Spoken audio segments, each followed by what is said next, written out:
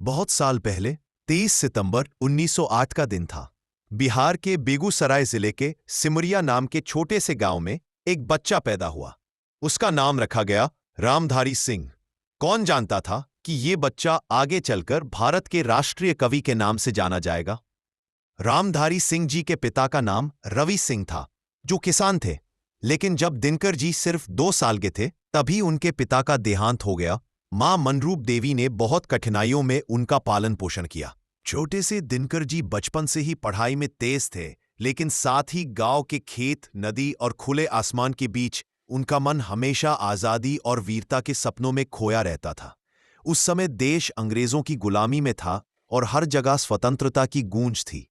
दिनकर जी ने अपनी शुरुआती पढ़ाई गांव में की, फिर उच्च शिक्षा के लिए पटना विश्वविद्यालय में से इतिहास, दर्शन शास्त्र और राजनीति विज्ञान में स्नातक किया। पढ़ाई के दौरान ही वे हिंदी, संस्कृत, उर्दू और अंग्रेजी के अच्छे जानकार बन गए। जलियांवाला बाग हत्याकांड, असहयोग आंदोलन और महात्मा गांधी के विचारों ने उनके दिल में क्रांति की आग भर दी। वे लिखने लगे ऐसी कविताएं जो सुनते ही लोगों के दिल में देशभक्ति की ज्वाला जला दे।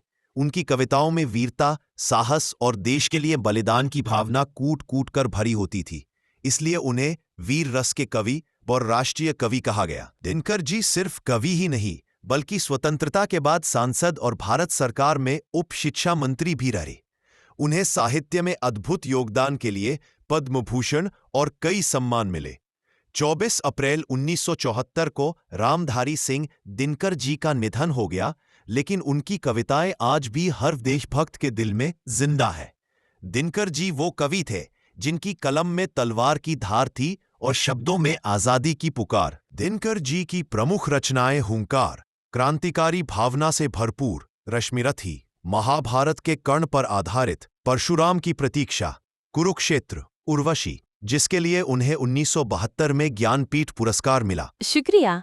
अगर आपको ये कहानी पसंद आई है तो मैं बहुत खुश हूँ। आपके सब्सक्रिप्शन से मेरे YouTube चैनल को बहुत मदद मिलेगी। आपके समर्थन के लिए धन्यवाद।